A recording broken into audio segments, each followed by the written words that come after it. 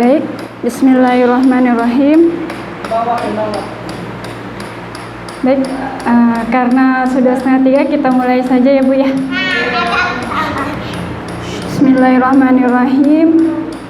Assalamualaikum warahmatullahi wabarakatuh.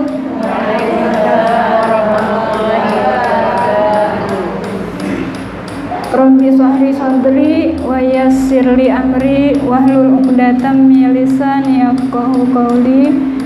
Rabbi zidni ilma warzuqni fahma bi rahmatika ya arhamar rahimin. Amin.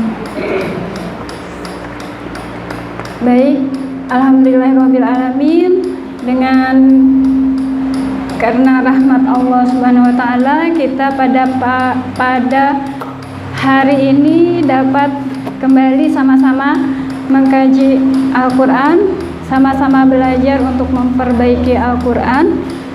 Sholawat dan salam semoga tercurah kepada junjungan kita, tauladan kita semua, baginda Rasulullah Sallallahu Alaihi Wasallam. Baik ibu-ibu yang dirahmati Allah, ibu-ibu yang cantik-cantik semuanya. Baik, kita akan kembali mempelajari tahsinul Quran, dan pada pekan sebelumnya, hari Jumat sebelumnya, kita telah selesai praktek mengucapkan huruf-huruf hijaiyah ya Bu ya, sampai huruf iya. Dan pada hari ini kita lanjut ke bab selanjutnya, yaitu bab 3 ya Bu, halaman 45. Silahkan yang sudah ada bukunya silahkan dibuka.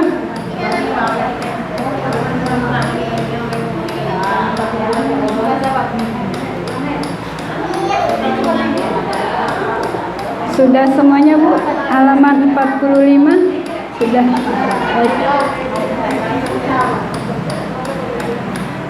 Baik, bismillahirrahmanirrahim. Ibu-ibu yang berbahagia, kita lanjutkan teori kajian tahsin kita, yaitu bab 3 tentang gunah atau dengung ya Bu ya.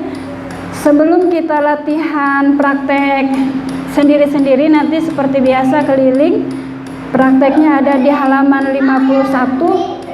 Namun akan kami sampaikan mengenai penjelasannya terlebih dahulu ya Bu ya, tentang gunah Bu. Gunah atau dengung, gunah ini adalah suara yang keluar dari rongga hidung atau dengung, dan bacaan gunah ini ditahan berapa harokat Bu? 3 harokat ya Bu. 1, 2, 3, kurang lebih 3 detik. Jadi ketika bertemu dengan hukum gunah, bacanya jangan cepat-cepat, tapi ditahan 3 harokat. Nah, bacaan gunah itu apa-apa saja nanti kita akan bahas ya Bu. Di dalam buku tahsin tilawah ini belum dipaparkan secara mendetail tentang hukum-hukum tajwid, seperti mungkin ibu-ibu sudah pernah mempelajari tentang idgham, ikhfa ya Bu ya, iqlab. Nanti insya Allah untuk lebih mendetailnya akan dibahas di buku selanjutnya. Namun pada buku ini kita lebih kepada teori praktisnya ya Bu ya, rumus-rumusnya, dan langsung praktek ya Bu. Baik, macam-macam gunah di sini ada rangkumannya nih Bu, di halaman 46, agar ibu-ibu mudah untuk mengingatnya. Huruf-huruf apa saja yang harus dibaca gunah, ketika apa saja, ibu-ibu tinggal melihat rangkumannya. Yang dibaca gunah Yang pertama nun mati atau tanwin, dan yang kedua mim. Ya Bu. Nah, nun mati atau tanwin ini ketika bagaimana dibaca guna ada empat macam nih Bu. Yang pertama, ketika huruf nunnya tersebut bertasjid, atau kalau kita menyebutnya apa Bu? Bersabdu ya Bu ya, sabdu. Kemudian yang kedua, ketika nun mati atau tanwin bertemu dengan salah satu keempat huruf ini Bu. Huruf apa saja Bu? Ya, nun, mim, waw. Iya. Ya, nun, mim, waw. Atau anak-anak santri biasanya disingkat apa Bu? Yanmu ya Bu ya. Agar mudah menghafalnya disingkat yanmu. Kemudian ketika yang ketiga Bu, ketika nun mati atau tanwin bertemu dengan huruf ba, ya. Dan yang terakhir, ketika nun mati atau tanwin bertemu dengan salah satu huruf yang 15 atau huruf ikhfa. Baik, untuk pertemuan Jumat siang ini kita lebih fokus ke nun mati dan tanwin dulu ya Bu ya, agar tidak bercabang-cabang. Insya Allah untuk mim akan dibahas pada Jumat depan insya Allah. Kita lanjut ke penjelasan lebih rinci tentang hukum nun mati atau tanwin. Kalau tadi rangkumannya ya Bu, nah di halaman 47 akan lebih dijelaskan lagi tentang hukum nun mati dan tanwin yang harus dibaca gunah atau dengung, atau dibacanya ditahan 3 harokat. Baik, Ibu-ibu silahkan melihat di halaman 47.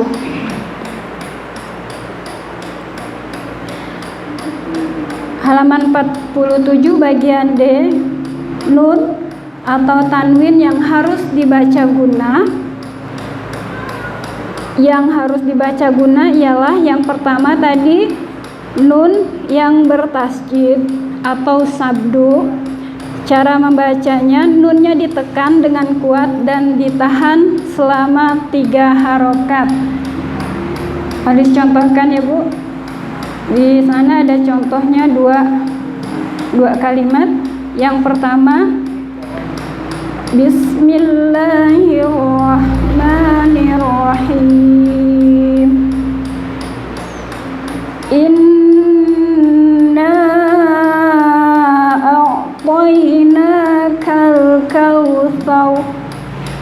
Di sana ada huruf apa Bu?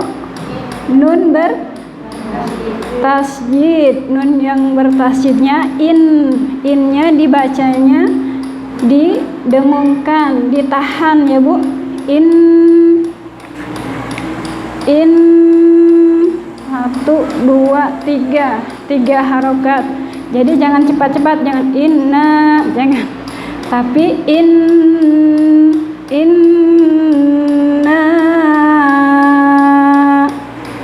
Baik.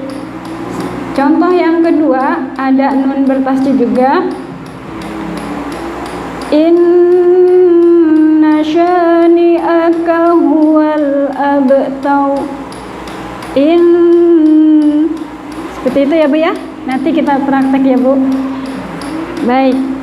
Yang kedua,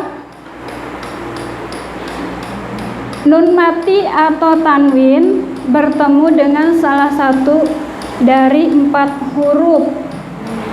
Kalau dalam ilmu tajwidnya disebut idgham bi gunnah. Idgham itu artinya menurut bahasa memasukkan ya Bu. Jadi ketika ada nun mati atau tanwin bertemu dengan salah satu 4 huruf ini, yaitu ya, nun, mim, waw, yanmu, maka nun atau tanwinnya dimasukkan ke dalam salah satu huruf tadi. Jadi tidak dibaca lagi, Bu. Jadi dibaca huruf yang ada di depannya. Kalau bertemu dengan iya, jadi berubah huruf iya, ya Bu. Bertemu dengan huruf waw, berubah menjadi waw. Kita praktekkan ya Bu. Untuk contoh yang pertama, di sana ada nun sukun atau nun mati bertemu dengan huruf apa Bu? Iya. Dibacanya nunnya hilang, masuk ke huruf iya, ya. Riba masala, tidak anya tapi ayya. Riba masala, seperti itu. Kemudian contoh yang kedua, ada tanwin bertemu dengan huruf apa Bu? Contoh yang kedua, mim, ya. Fiha sururum marfu'ah. Tanwin ketemu mim, run bertemu mim, tidak dibaca run tapi rum, ya Bu. Fiha sururum marfu'ah. Oke. Baik. Selanjutnya contoh yang terakhir, yang ketiga, tanwin bertemu huruf waw. Sinatu wala naum. Tu ditahan 3 harokat. Sinatu wala naum. Seperti itu. Ibu sudah tidak sabar prakteknya. Baik, masih ada 2 teori, 2 penjelasan. Yang ketiga, nun mati atau tanwin bertemu dengan huruf ba. Huruf ba ini dalam ilmu tajwid disebut iqlab, ya Bu. Insyaallah nanti kita akan lebih jelasnya belajar di semester 2, Bu. Mudah-mudahan kita ada umur ya Bu ya, sehat terus, amin. Cara membacanya, suara nun atau tanwin ketika di depannya ada huruf ba, nun sukun ya Bu ya, maka berubah menjadi huruf mim dan ditahan 3 harokat. Kita contohkan, kalla la yumbazanna fil hutamah. Di sana dengungnya ada 2, nun sukun bertemu dengan ba dan nun yang ada tasydidnya. Kalla la yumbazanna fil hutamah. Contoh yang kedua, tanwin bertemu dengan huruf ba, la nasfa'an bin nasiyah. Ada 2 dengung juga, la nasfa'an bin nasiyah. Baik, itu yang ketiga ya Bu. Yang terakhir, yang keempat, dibaca dengung ketika nun mati atau tanwin bertemu dengan salah satu huruf dari huruf ikhfa yang 15. Ikhfa menurut bahasa artinya, ada yang sudah pernah belajar? Samar, ya. Sip. Samar ya Bu ya, jadi tidak jelas, samar-samar. Hurufnya ada 15, ta, tha, jim, dal, zal, zai, sin, shin, shad, to, zo, fa, qaf, kaf.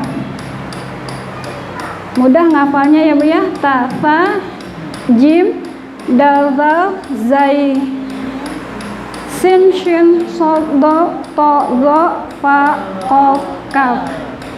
Boleh nanti dihafalkan 15 huruf ini ya Bu. Ketika nun mati atau tanwin bertemu dengan salah satu huruf yang 15 tadi, maka dibacanya samar dan ditahan 3 harokat atau dengung atau gunnah. Contohnya Bu, contoh yang baris paling bawah, nun mati bertemu dengan huruf kaf. Yaqusuna, yaqusuna. Kemudian nun mati bertemu huruf za. Milzikrin, milzikrin. Selanjutnya a'adzartahum. Yang terakhir mil samarah. Seperti itu ya Bu. Secara singkat kita telah belajar tentang dengung atau gunnah, bagian nun, sukun dan tanwin. Untuk selanjutnya kita praktek semuanya sendiri-sendiri seperti biasa, keliling. Silahkan dibuka halaman 51 Bu. Sudah dibuka halaman 51.